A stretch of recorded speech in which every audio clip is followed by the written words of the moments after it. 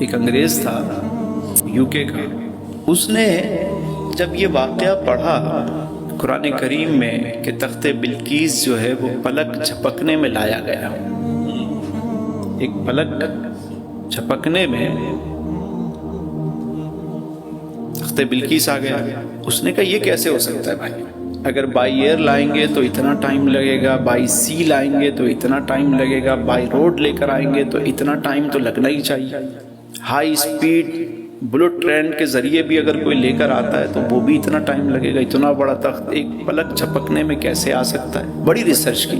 اچھا، گورے کی یہ تو عادت ہے نا کہ وہ ریسرچ کرتا ہے، تحقیق کرتا ہے۔ ہم تو ریسرچ اور تحقیق اور ان چیزوں اس لفظ سے ہی دور بھاگتے ہیں کہ یہ کیا ہے۔ کبھی کوئی آرٹیکل پڑھنا پڑ جائے علی بھائی تو لگتا ہے کہ دماغ جو ہے وہ کیسا خشک مضمون مل گیا۔ اب ریسرچ آرٹیکل پڑھنے کے لیے اور کتابیں کھنگالنے کے لیے تو اس نے بڑی ریسرچ کی، اس کو جواب نہیں ملا۔ کچھ وہاں کے علماء سے اس نے پوچھا تو انہوں نے کہا تم پاکستان کیوں نہیں چلے جاتے، یہاں بڑے بڑے مدارس ہیں، بڑے علماء ہیں، مشائخ ہیں، آپ جائیں آپ کو جواب ملے گا۔ پاکستان آ گیا تو یہاں جو جماعت اس کو لے کر آئی پاکستان، وہ کبھی یہاں لے کر جائے کبھی وہاں لے کر جائے۔ علماء بتائیں کہ بھائی یہ کرامت ہے، اگر ولی سے سرزد ہو تو وہ کرامت ہے، نبی سے ایسا واقعہ محیر العقول کوئی واقعہ سرزد ہو تو وہ معجزہ کہلاتا ہے۔ انہوں نے ان کو قائل کرنے کی، بتانے کی کوشش کی، لیکن وہ سیٹسفائی نہیں ہوا۔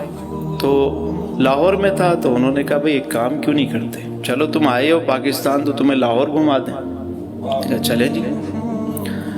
اب جب چلے تو انہوں نے بتایا کہ یہ مینار پاکستان ہے، یہ بادشاہی مسجد ہے، یہ شاہی قلعہ ہے، یہ فلاں چیز ہے، یہ انارکلی بازار ہے۔ گھماتے گھماتے جیسے ہی وہ حضرت گنج بخش فیض عالم مظہر نور خدا ناکسارا پیر کامل کامل آرا رہنما، جیسے ہی ان کی گاڑی وہاں سے گزری، اس نے کہا بھئی گاڑی روکو گاڑی روکو گاڑی روکو۔ بھئی کیا ہے یہ؟ گاڑی روکی، بولا کیا ہوا؟ بولا یہ کیا ہے، یہ ادھر کیا ہے؟ بولا کچھ نہیں، یہ چھوڑا، یہ تو ایسے ہی ہے۔ اس نے کہا نہیں، گاڑی روکو یہیں پہ، مجھے تو یہاں سے ایسی خوشبو آ رہی ہے جو میں نے اس سے پہلے نہیں سونگی تھی،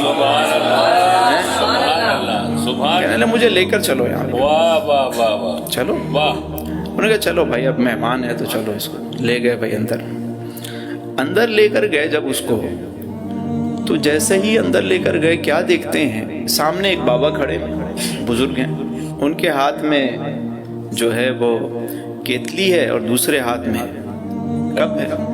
کہا چائے پیو گے؟ کہا یس۔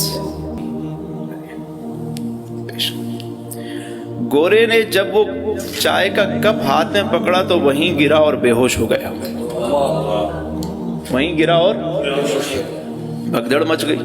میں پانی وانی لایا، اس کو ڈالا گیا، چھڑے ہوا کیا، یہ اچانک سے گرا اور بے ہوش ہو گیا۔ ہوش آیا تو کہا وہ بندہ کہاں ہے جس نے چائے سرو کی تھی؟ بندہ دیکھا تو بندہ نہیں ہے کوئی۔ بولا ہوا کیا؟ کہا یہ نہ پوچھو کہ کیا ہوا، یہ پوچھو کہ کیا نہیں ہوا۔ ہوا کیا بتاؤ گے بھی؟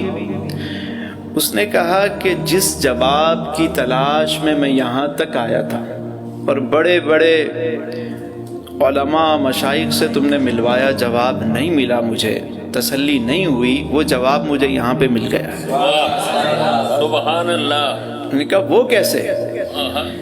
کہنے لگے وہ ایسے کہ یہ جو کپ میرے ہاتھ میں تمہیں نظر آ رہا ہے کافی کا، یہ وہ ہے کہ جسے میں پکڑ کر اپنے بیڈ روم میں بیٹھ کر جس کپ میں میں کافی پیا کرتا تھا، وہی کپ اس میں مجھے انہوں نے چائے پیش کی،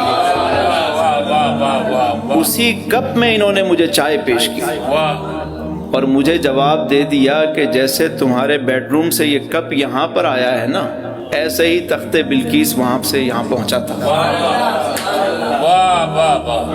سبحان اللہ سبحان اللہ۔ اچھا، جب میں نے یہ واقعہ سنا نا تو میں نے کہا یار ہمارے یہاں تو ویسے بھی بڑے بڑے واقعات سنا دیے جاتے ہیں واہ واہ کرنے کے لیے، میں نے کہا یار یہ بات جو ہے نا وہ ریسرچ کرنی چاہیے اس بات میں. میں جب لاہور گیا داتا صاحب کے مزار پہ تو وہاں کے جو خدام ہیں متولی ہیں وہ میرے جاننے والے ہیں جاوید صاحب. تو میں نے ان کو فون کیا, میں نے کہا یار مجھے ملنا ہے, آ جائیں ویلکم. میں نے کہا اسی طرح کا کوئی واقعہ ہوا تھا؟ کہنے لگے ہاں ہوا ہے. میں نے کہا پھر اس کے بعد وہ شخص اس نے کہا جس کو یو کے جانا ہے جائے, جس کو جہاں جانا ہے جائے.